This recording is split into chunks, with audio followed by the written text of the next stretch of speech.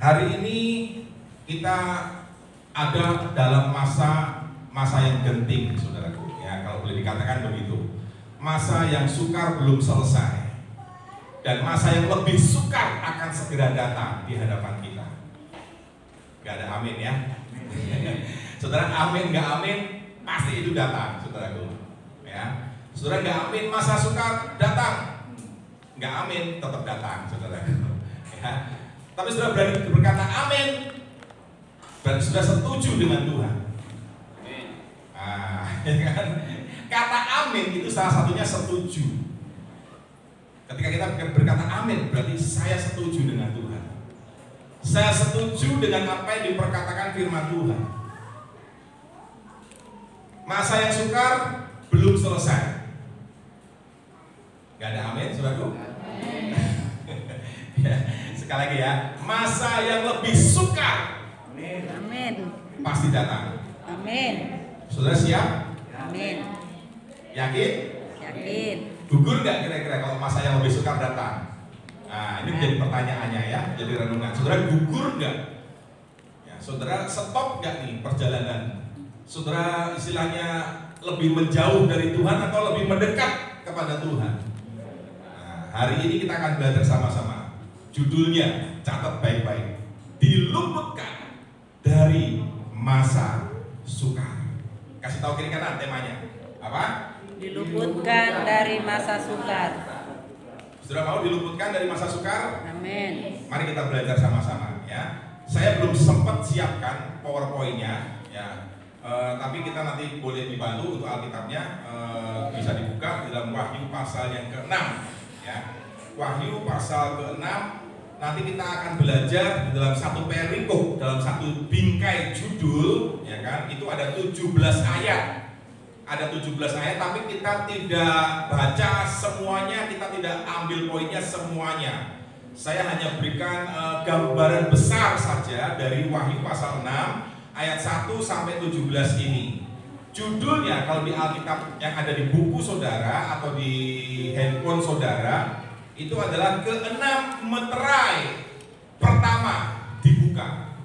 Jadi ada 6 meterai yang dibukakan oleh Tuhan, ya kan, sebagai sebuah bagian dari rencana Tuhan atas keselamatan kita semuanya umat percaya. Nah, kita jangan berpikir bahwa rencana keselamatan Tuhan itu akan indah dan akan mulus, akan lancar, akan enak yang kita nikmati. Bukan. Ternyata salah satu rencana keselamatan Tuhan, jalannya, prosesnya ya, menuju penggenapan yang dikatakan firman Tuhan bahwa dunia ini yang kita tinggal sekarang sedang lenyap dengan keinginannya. Jadi kalau saudara mencintai dunia dan semua yang ada di dalamnya, berarti saudara juga sedang lenyap, menuju pada kelenyapan, menuju kepada kebinasaan.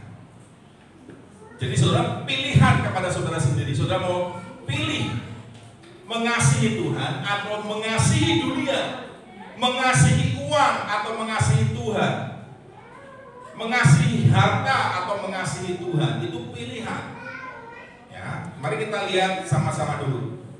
Wahyu pasal 6, meterai apa saja yang Tuhan bukakan ya, dan apa isi dari meterai ketika dibuka meterai itu, apa yang terjadi setelah meterai itu dibuka.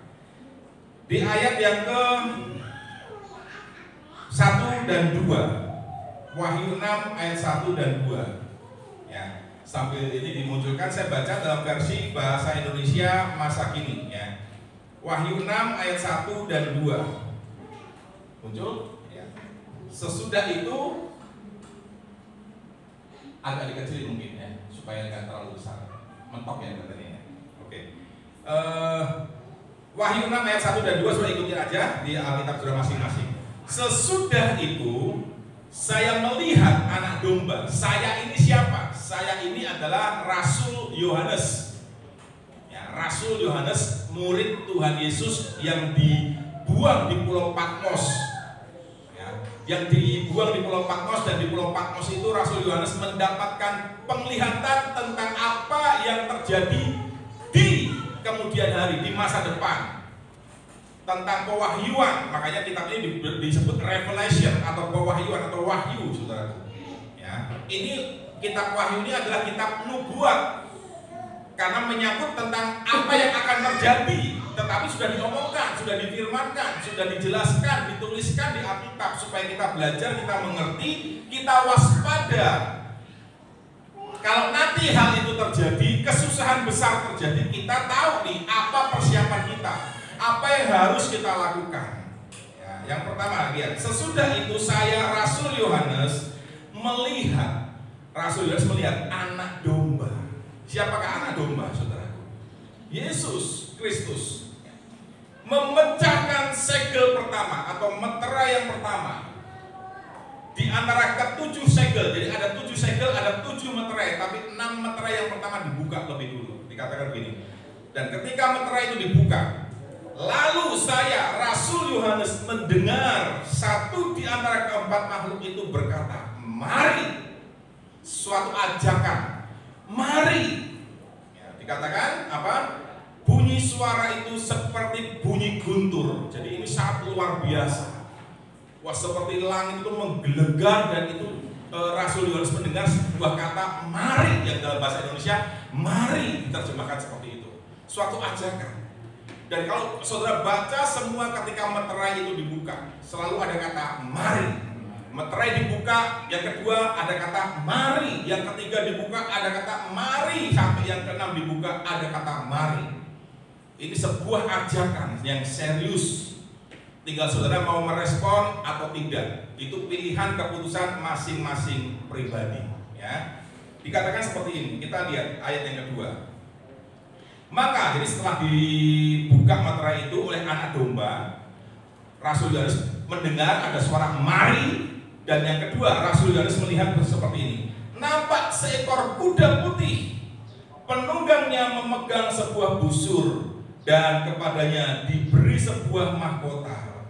Ia maju sebagai seorang pemenang yang pergi merebut kemenangan. Jadi hal pertama yang dibuka adalah tentang anak domba sendiri, yaitu Yesus Kristus.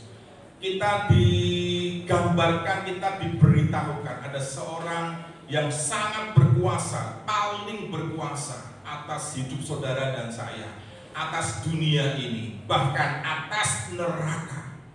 Dialah anak domba itu penguasanya. Ingat ya, jangan sekali-sekali saudara punya pikiran penguasa negara adalah iblis, adalah setan. Bukan, saudaraku. Iblis, setan itu adalah orang yang terhukum di neraka, saudaraku. Dia tidak punya kuasa. Tuhanlah yang punya kuasa. Kemarin saya sudah posting di grup ya, tentang bahwa dia yang berkuasa melemparkan kita ke neraka, saudara.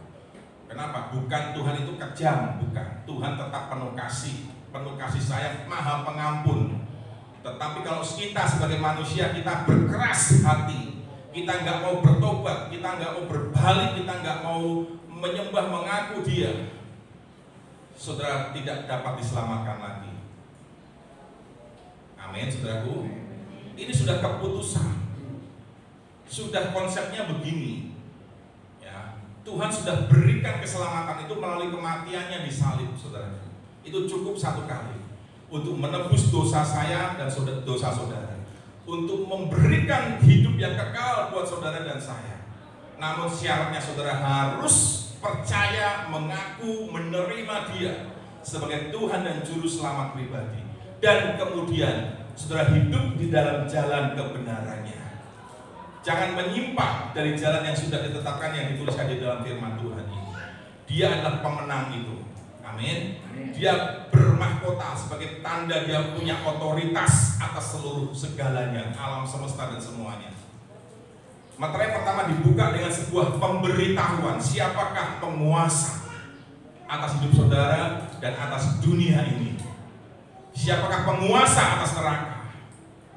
Yaitu sang anak domba. Kita lihat ya, jadi isi dari meterai pertama dikatakan bahwa ada anak domba yang maju sebagai seorang pemenang, pergi merebut kemenangan. Itu isi meterai yang pertama. Sebuah pemberitahuan, sebuah kenyataan, sebuah kebenaran.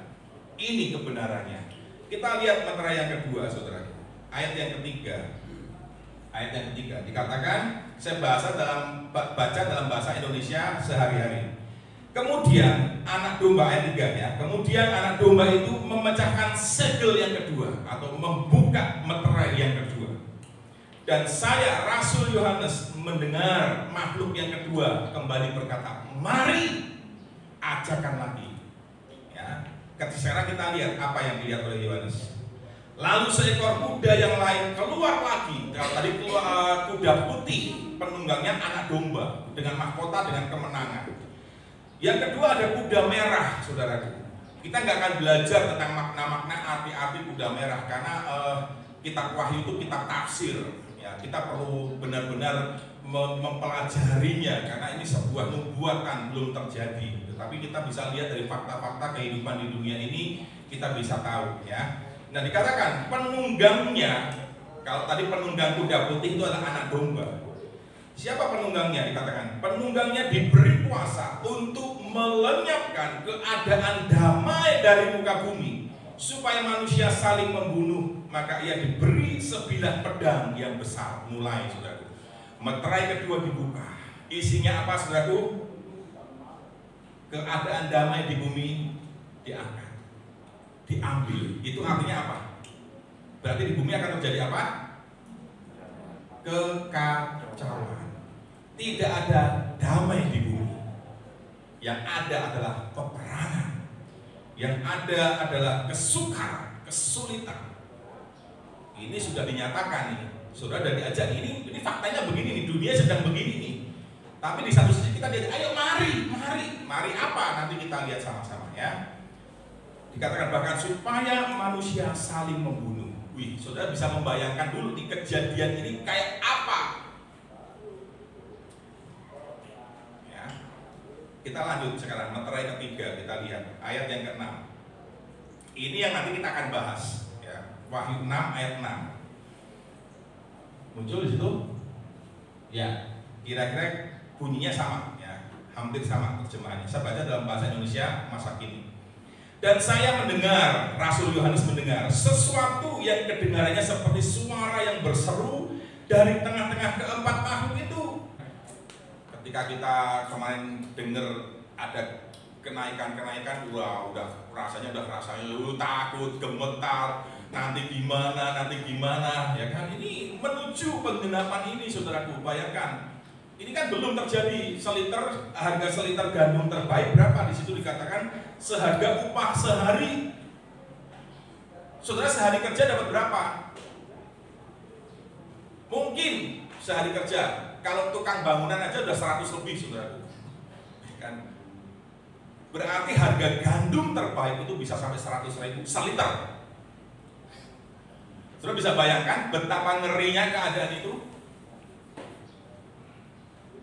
Kalau gandum yang biasa, yang nggak baik nih, levelnya, grade-nya nggak baik, dikatakan begini, 3 liter gandum. Kalau sudah mau pilih yang kualitasnya lebih rendah, kalau bahasa ini jelai, jelai, bahasa di sini jelai. Ya kan? Jelai itu apa ya? Saya belum selidiki ini. Ya, nanti lihat sendiri lah jelai itu kayak apa. Ya. Harganya 3 liter itu sama, upah sehari. Tinggal sudah mau pilih mana? Pilih yang baik, gandum yang baik, atau yang jelek. Ya mungkin kualitas apa ya disebutnya ya?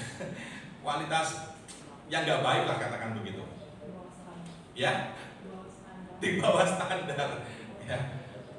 Saudara sehari kerja dapat berapa? Rata-rata saja. Ada 100.000 nggak kira-kira? Yang pabrik berapa kira-kira sehari kerja? 100-an lah ya, anggap aja lah ya. Rata-rata, pukul rata. Berarti suatu hari nanti bisa jadi ini. Seliter beras harganya bisa 100.000, saudara. Gemetar, saudaraku. Tambah gemetar. Sekarang aja udah gemetar. Dengan kenaikan sekarang aja mungkin sudah lihat barang-barang udah aduh gimana nih, ya kan? Apalagi kalau ini terjadi nih, seliter beras, seliter gandum 100.000. Jangan kaget nih, ini Tuhan udah ngomong nih sama saudara dan saya nih. Jangan kaget nanti kalau itu terjadi. Tapi kita berdoa ya, kita berdoa supaya kalau ini terjadi kita udah diangkat. kita udah rapture, biarin yang terjadi yang mengalami yang tertinggal, saudara. Ya, next berikutnya. Tetapi ada janji Tuhan. Perhatikan, ada kata tetapi. Berarti tidak semua mengalami. Siapa yang akan diluputkan dari keadaan itu? Alkitab menjelaskan, memberitahu, membocorkan rahasianya, saudaraku. Dikatakan begini, tetapi jangan merusakkan pohon zaitun dan kebun anggur. Kalau di sini dikatakan, tetapi janganlah rusakkan minyak dan anggur. Ini yang akan kita bahas. Materai selanjutnya kita tinggalkan dulu, karena kalau dibahas panjang banget, saudara. Ya, kita bahas di sini karena tema kita adalah diluputkan dari masa yang sukar. Kalau saudara mau diluputkan dari masa yang sukar, salah satunya tadi kesukaran ekonomi. Gandum, beras akan melonjak harganya 100.000. Saudara kerja sehari hanya untuk beli beras 1 kilo mungkin, 1 liter, 1 liter maksudnya. Ya, bukan 1 kilo, ya kan? Bayangkan, saudara. Nah, bagaimana saudara harus pastikan saudara punya minyak dan saudara punya anggur. Ini kiasan, saudara. Karena kitab Wahyu itu banyak kiasan, banyak lambang-lambang dalam penyampaiannya. Enggak secara terang-terangan langsung ini loh artinya, enggak, tapi digambarkan, dikiaskan. Nah, kita yang harus mencari tahu di dalam Alkitab, apa sih artinya kita tuh harus punya minyak, kita tuh harus punya anggur dalam hidup kita. Kalau ada anggur, ada minyak dalam hidup saudara, saudara tidak akan dirusakkan. Saudara gak akan mengalami ini 1 liter gandum terbaik, 1 upah kerja sehari, gak akan mengalami. Yang mengalami mungkin keadaan, tapi saudara gak akan. Beda dengan apa yang dialami oleh orang yang tidak punya ini, minyak dan anggur. Mungkin mereka akan mengalami yang luar biasa, tapi kita bersama dengan Tuhan karena ada minyak dan anggur, hidup saudara tidak akan rusak. Masa depan saudara tidak akan rusak karena sudah ada minyak, ada anggur. Nah, kita lihat ya, langsung saja. Materai-materai selanjutnya kita tinggalkan dulu. Kita lihat maknanya sekarang. Jangan merusakkan minyak atau pohon zaitun. Pohon zaitun itu gambar minyak, ya, lambang dari minyak.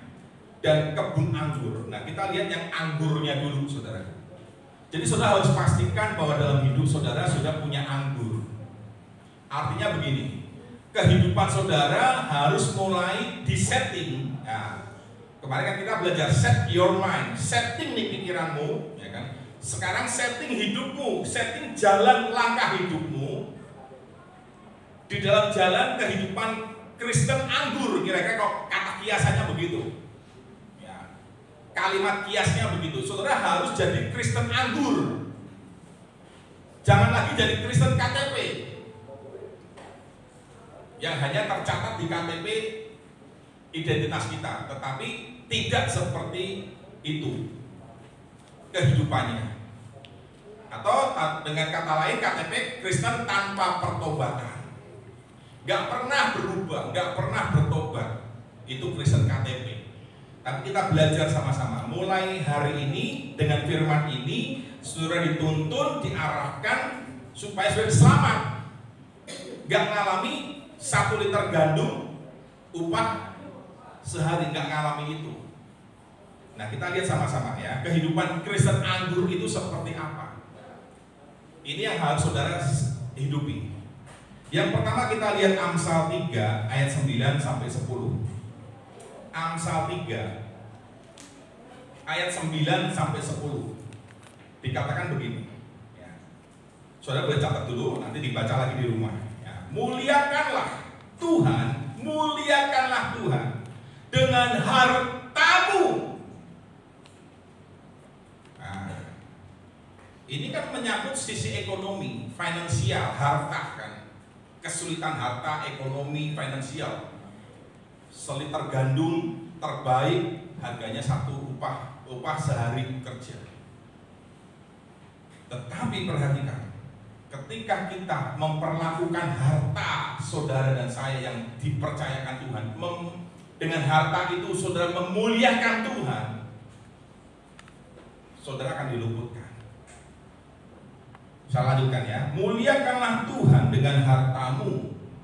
Dikatakan apa? Dan, ada kata dan, itu berarti merupakan satu bagian. Dan dengan hasil pertama dari segala penghasilanmu. Saudara sudah enggak lakukan ini? Dengan harta saudara, harta itu sudah pakai untuk memuliakan Tuhan, untuk kepentingannya Tuhan, untuk tujuannya Tuhan. Sudah belum? Tanya masing-masing. Pribadi lepas pribadi. Hanya Tuhan dan saudara pribadi yang tahu. Saya nggak tahu. Orang lain mungkin nggak tahu. Tetapi Tuhan dan diri saudara pribadi yang tahu. Selama ini harta saudara sudah pakai untuk apa? Firman Tuhan berkata di bagian lain Matius, di mana hartamu berada, di situ hatimu pun berada. Artinya apa? Kita jawab dulu pertanyaan pertama. Di mana hartamu berada? Di mana, saudara? Saudara pakai harta saudara ini untuk di mana? Untuk kesenangan duniawi kita, ya kan? Untuk apa nih di dalam kehidupan di dunia ini? Untuk foya-foya, untuk aku dan aku sendiri, termasuk keluargaku sendiri, ya kan? Atau untuk amanat agung Tuhan Yesus, untuk rancangan keselamatan atas banyak jiwa-jiwa.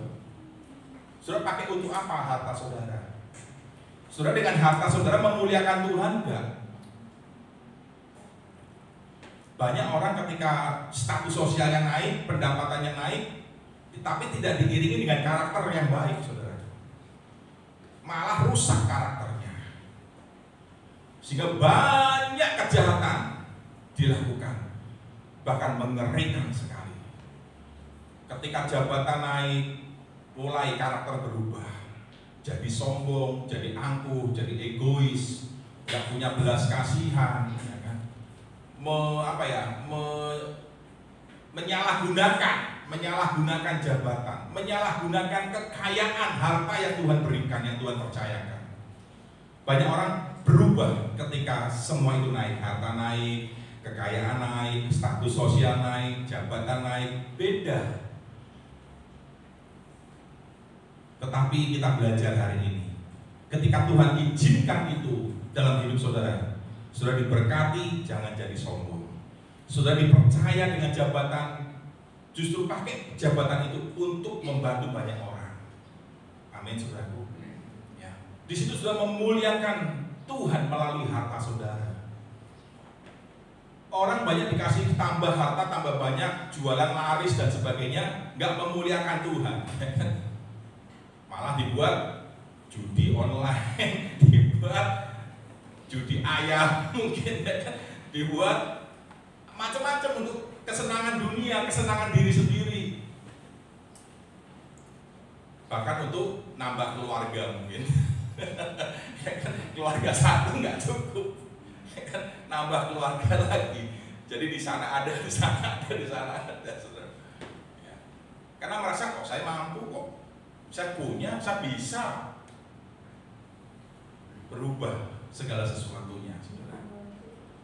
Tetapi saudara dan saya di tempat ini, ketika itu terjadi, saudara alami, Tuhan izinkan, saudara diberkati, saudara dipulihkan, saudara disembuhkan, saudara tidak berubah, sifat dan karakter saudara tidak berubah. Amin. Tetap rendah hati, tetap bisa jadi berkat, bahwa semua ini milik Tuhan. Amin, saudaraku. Saya selalu berkata kalau doa sama Tuhan, Tuhan, rumah ini milikmu, mobil ini milikmu, motor ini milikmu, semua saya akui sebagai miliknya Tuhan, bukan milik saya, saudara. Diberkati Tuhan dengan apa? Misalkan saya doa, Tuhan, terima kasih, Engkau percayakan ini buat saya. Saya pakai ini untuk memuliakan Tuhan, untuk melayani Tuhan, menjadi berkat. Ini bukan milik saya, Tuhan. Saya serahkan kembali kepada Tuhan. Saya hanya pakai saja, izin pakai saja. Dan luar biasa pemeliharaan lo atas itu semua, saudara. Jadi apa? Ketika saya berpikir ini milik Tuhan, saya pakai pun hati-hati, saudaraku. Gak asal main geber, mueng. Ya, karena saya tahu ini milik Tuhan. Saya pakai nggak ugal-ugalan, saudara. Karena saya tahu ini milik Tuhan. Itulah cara berpikir yang seharusnya, saudara. Jadi semua yang ada pada saudara, akui itu miliknya Tuhan. Maka saudara akan memakai harta itu untuk memuliakan Tuhan. Amin, saudara. Dan yang berikutnya dikatakan di sini, dan dengan hasil pertama dari segala penghasilanmu. Sudah belum? Sudah lakukan ini? Belum, mungkin belum diajar. Nah, bersyukur kita ada di wadah ini, kita selalu diajar untuk hal ini, saudara. Di tempat-tempat lain, oh, ini ditentang, saudaraku. Kita tuh disesat-sesatkan, kita tuh dituduh, kita tuh dicemooh dengan ini, saudara. Betul. Dan kita bersyukur, kita punya gembala yang luar biasa, Pak Niko. Pak Niko itu selalu menegakkan apa yang menjadi firman Tuhan, saudara. Dia nggak peduli dengan omongan orang mencemooh dia, menyesat-nyesatkan beliau. Dia nggak peduli, saudara.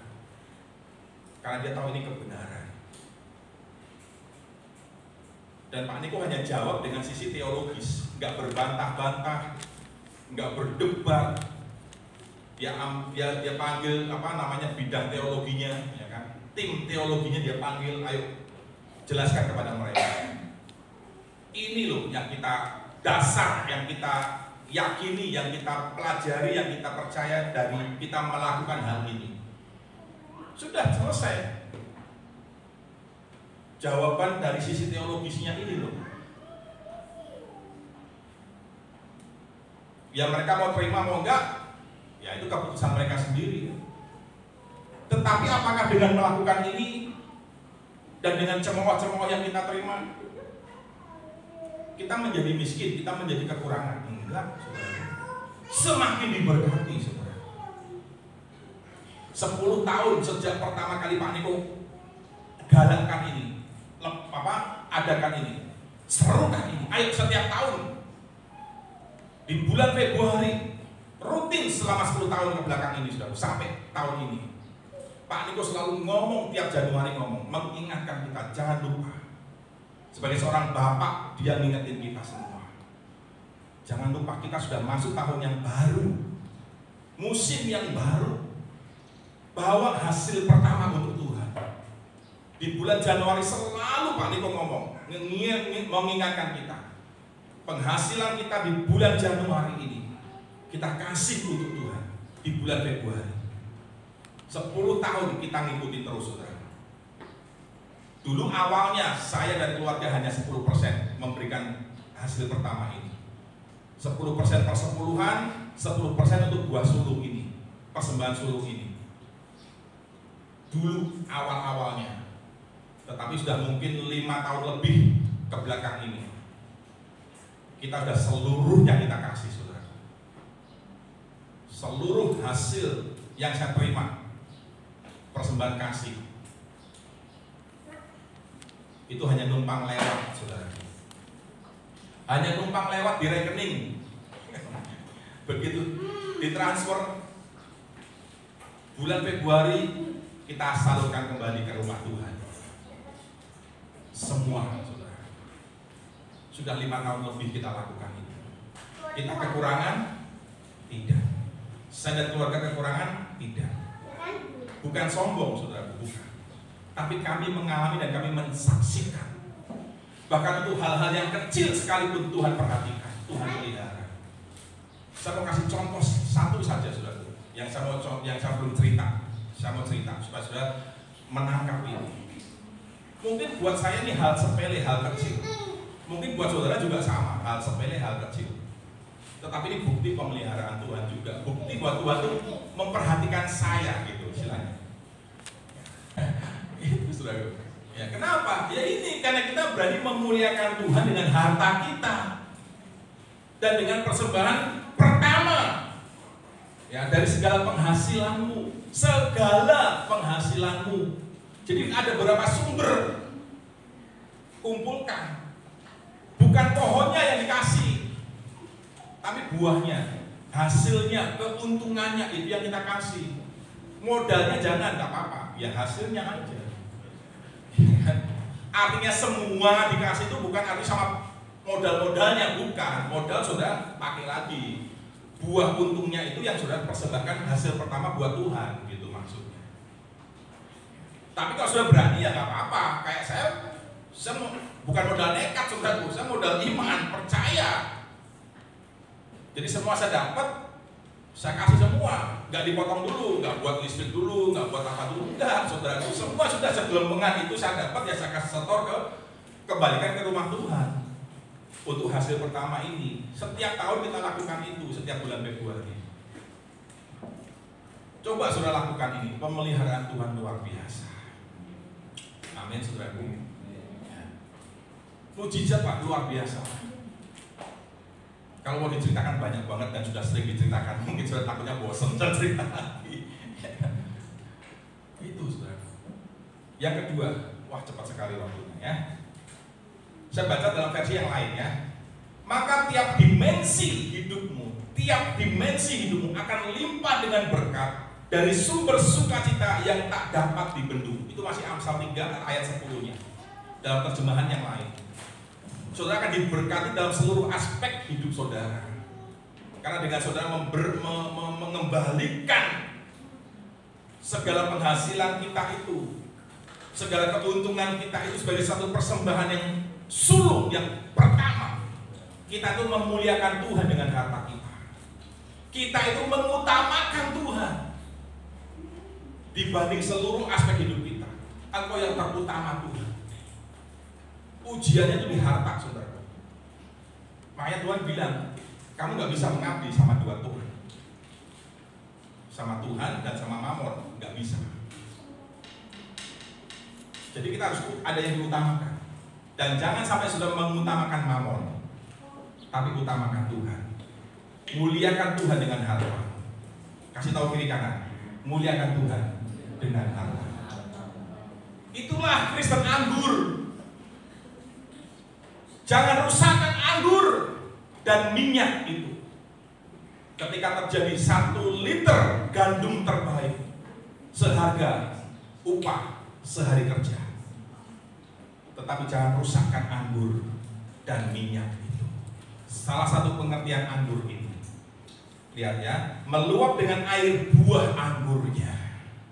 Saudara akan mengalami meluap dengan air buah anggurnya. Wah, tadi yang dikatakan berkat dalam dimensi, semua dimensi dikatakan ya.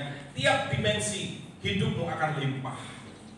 Tiap aspek hidupmu akan limpah. Anggur berbicara juga dengan sukacita. Sekalipun masa sukar, orang banyak yang berkeluh kesah, orang banyak menggerutu, tapi saudara tetap sukacita. Haleluya. Karena aku tahu siapa yang aku percaya. Yesus Tuhan. Amin, saudara. Lakukan ini, saudara. Di masa yang sukar jangan jadi pelit. Bilang kiri kanan, walaupun masa sukar tapi jangan pelit. Kasih tahu kiri kanan. Dunia bilang hemat pangkal kaya. Tetapi firman Tuhan berkata, siapa menyebar harta, dia akan kelimpahan. Artinya menyebar harta bukan di mana-mana ya. Langsung sudah punya receh, sebar, bukan begitu maksudnya. Saudara itu menyebarnya di tempat-tempat yang subur. Amin, saudaraku. Melayani jemaat, melayani, kuncinya satu ini, salah satunya kita bahas, muliakan Tuhan dengan harta. Cari tempat-tempat yang subur, di mana sudah menyebar harta di situ. Kepada hamba-hamba Tuhan, kepada orang-orang miskin, ya, kepada penginjilan, kepada rumah Tuhan. Itu tempat-tempat yang subur, saudara. Tabur di situ. Yang mengerti katakan amin. Yang terakhir ya, kita lihat Hakim-Hakim pasal 9 ayat 13. Saya bacakan saja. Hakim-Hakim 9:13. Tetapi jawab pohon anggur itu. Nah, ini ilustrasi, ini satu kiasan ya. Tetapi jawab pohon anggur. Jadi seolah pohon anggur ini bisa ngomong kepada mereka, kepada pohon-pohon yang lain. Masakan aku pohon anggur meninggalkan air buah anggurku yang menyukakan hati Allah dan manusia, dan pergi melayang di atas pohon-pohon yang lainnya. Saudara kalau baca ini nggak ngerti mungkin ya, saya bacakan versi yang lain. Tetapi pokok anggur menjawab, masakan aku harus berhenti menghasilkan anggur yang menyenangkan hati Allah dan manusia hanya untuk menjadi rajamu, hanya untuk menjadi raja atas pohon-pohon yang lain. Artinya pohon anggur ini dia nggak mau menggadaikan, dia nggak mau menjual apa yang menyenangkan hati Tuhan hanya untuk sebuah jabatan, untuk kepentingannya sendiri. Ini kesimpulannya.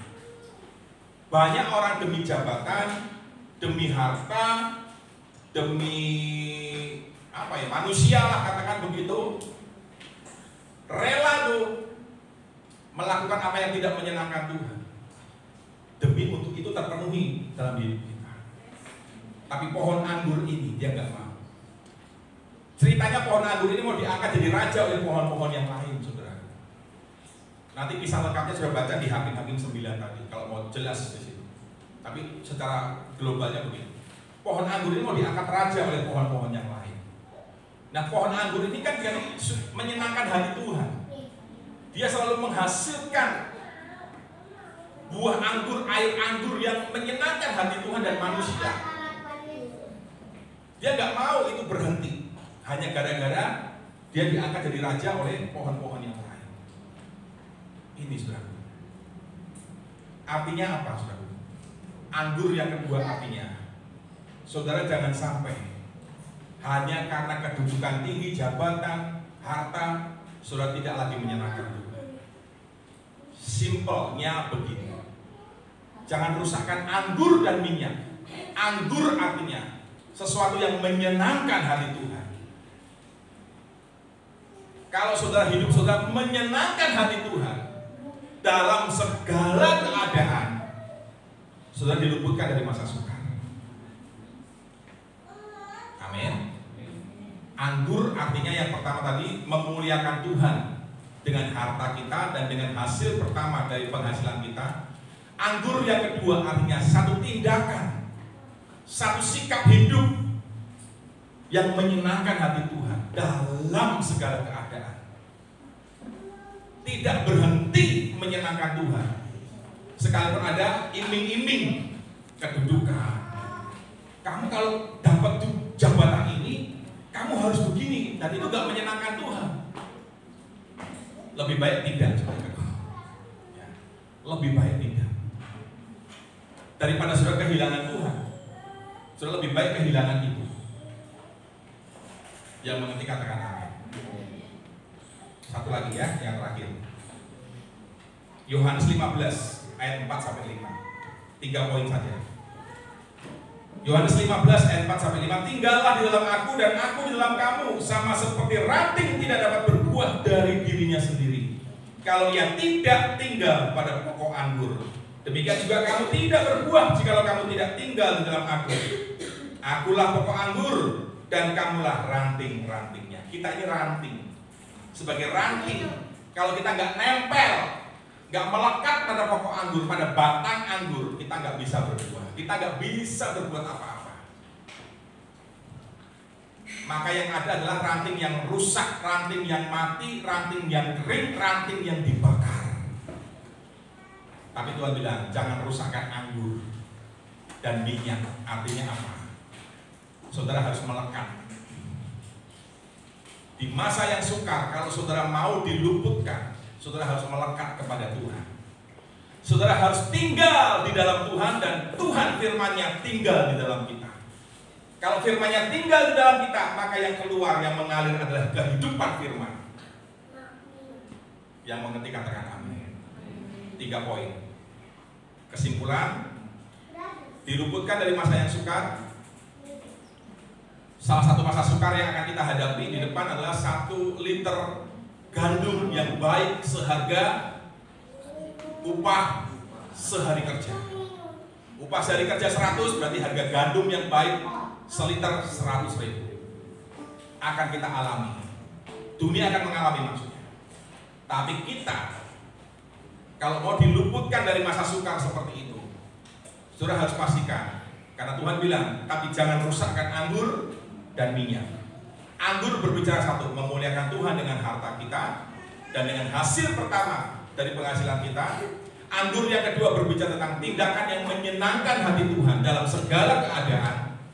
Dan yang ketiga, tinggal di dalam Tuhan dan Tuhan firman-Nya tinggal di dalam kita. Tuhan Yesus memberkati kita.